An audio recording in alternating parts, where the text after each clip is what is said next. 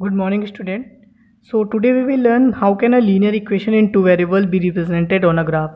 तो आप लोगों की जो प्रॉब्लम थी उसके लिए जैसे लेट अस कंसाइडर इक्वेशन दी हुई है x plus y equals to 4। इसका हमें ग्राफ बनाना है। ठीक है, पहली बात तो ये लीनियर इक्वेशन है और टू वेरिएबल्स की है क्योंकि इसमें मैक्सिमम पावर 1 और दो वेरिएबल x और y दिए हुए हैं। तो सबसे पहले क्या करना है, हमें x plus y equals to जो 4 दिया है तो इसके लिए हम लोगों ने x कोऑर्डिनेट्स और y कोऑर्डिनेट्स बना लिए हैं, ड्रॉ कर लिए हैं, इक्वल इक्वल पार्ट्स में उसका डिस्ट्रीब्यूशन कर लिया है।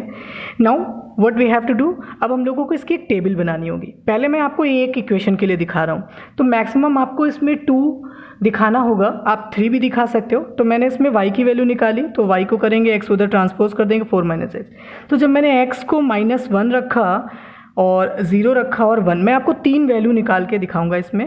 जब मैंने x को यहाँ पे -1 रखा तो y हमारा निकल के आया 5। ठीक है, कैसे आप देख सकते हो।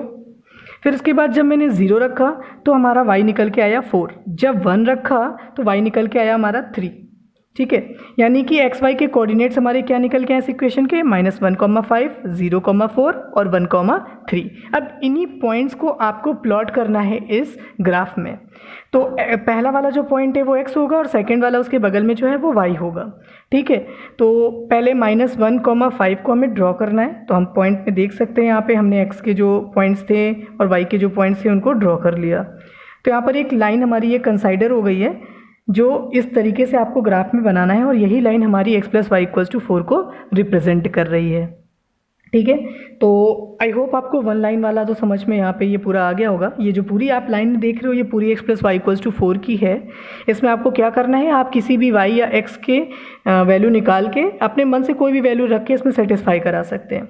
और आपको एक चीज़ ये बता दूँ कि जो भी इसमें लाइन बनती है वो हमेशा स्ट्रेट लाइन बनती है। ठीक है, जब भी कोई पॉइंट से आप लाइन बनाएंगे तो वो लाइन हमेशा एक स्ट्रेट लाइन ही बनाएगी। ठीक है, ये इसका कॉन्सेप्ट है। तो x plus y equals to 4 जो इसके द्वारा जो भी हमारे कोऑर्डिनेट से लाइन बनेगी, इसके जो भी सोल्यूशंस होंगे वो एक आपकी स्ट्रेट लाइन बनाएगी। तो अगर हम x इज इक्वल्स टू 5 और y इज इक्वल्स टू -1 रखें तो क्या होगा, आप देख सकते हो हमने x इक्वल्स टू 5 रखा है, y इक्वल्स टू -1 तो 4 आ रहा है। इसका मतलब हमारा LHS और RHS क्या आ रहा है, इक्वल आ रहा है। तो इसका जो सोल्यूशन हो गया, जो जस्टिफिकेशन है वो भी यहाँ से क्लियर हो गया। हमने x की जगह 5 रख के देखा, y की जगह पे -1 रखा तो हमारा LHS इक्वल्स टू RHS आ गया। अब इस स्ट्रेट लाइन से आपको और क्या क्या पता चलेगा, इसमें से आप कोऑर्डिनेट्स देख सकते हो -1,2। ठीक है, आपका इस लाइन में इसका एक ये भी सोल्यूशन है, मतलब इस लाइन पे ये जहाँ जहाँ से गुजरेगी ये इसके सोल्यूशन कहलाएंगे। दूसरा इसमें -1, 2 रख के देख लीजिए, अगर मैंने -1 रखा, 2 रखा तो LHS RHS इक्वल नहीं आ रहा है, इसका मतलब ये इसका सोल्यूशन नहीं होगा। ठीक है, मतलब हम यहाँ पे आपको जस्टिफिकेशन करके दिखा रहे हैं कि कैसे होगा।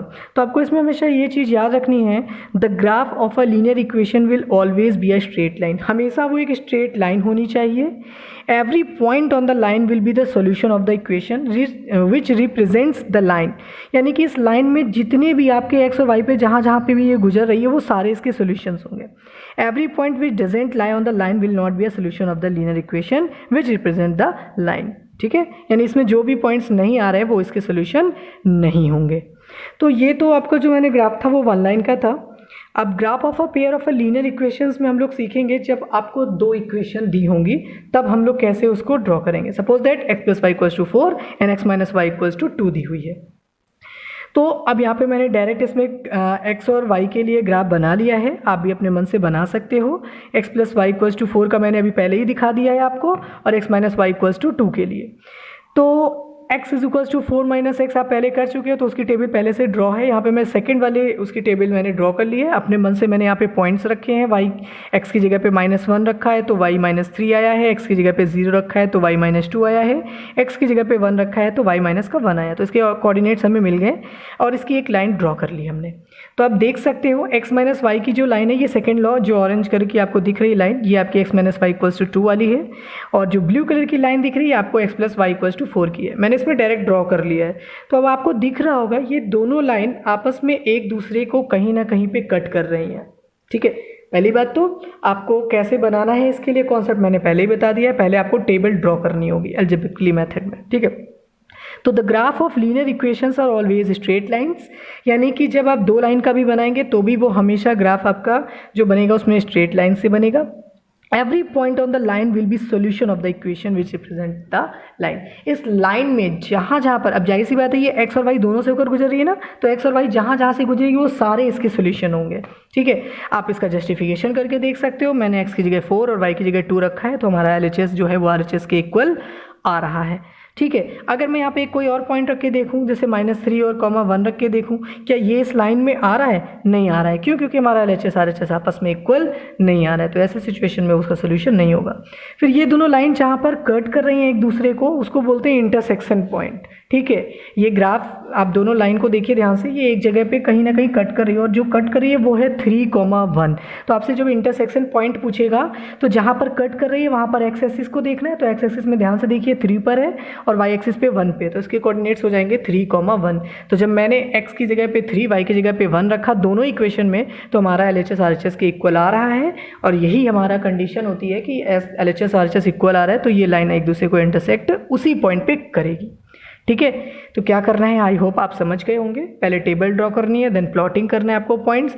जितनी लाइंस आपसे कहे 2, 3, 4, 5, आपको सारी लाइंस उसमें ड्रॉ कर ली है, वो कहीं ना कहीं एक दूसरे को कट करेंगी, कहीं नहीं करेंगी।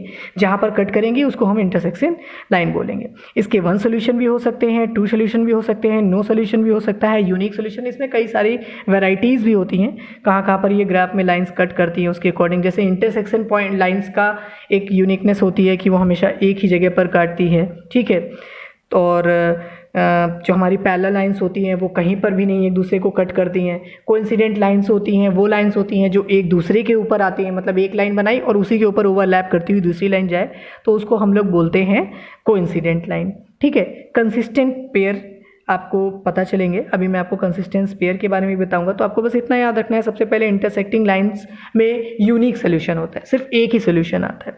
चलिए एक दूसरी इक्वेशन लेते हैं, 2x + y 4y = 6 and 4x + 8y = 20।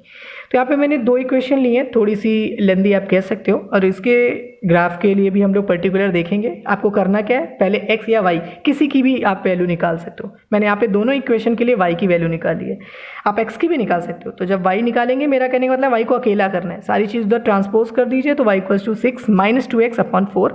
आपको अपने मन से यहाँ पे कोई भी वैल्यू रखनी है, x की जगह पे कोई वैल्यू रखिए, ऐसी वैल्यू रखिए कि फ्रैक्शन में ना आए, आपका नेगेटिव आ जाए कोई दिक्कत नहीं है। आप 0, 1 से लेके इन्फिनिटी कहीं भी रख सकते हो, -1 रख सकते हो, बस फ्रैक्शन मत रखिएगा, बिकॉज ग्राफ में बनाने को तो बना सकते हैं पर थोड़ा सा कॉम्प्लिकेटेड होता है।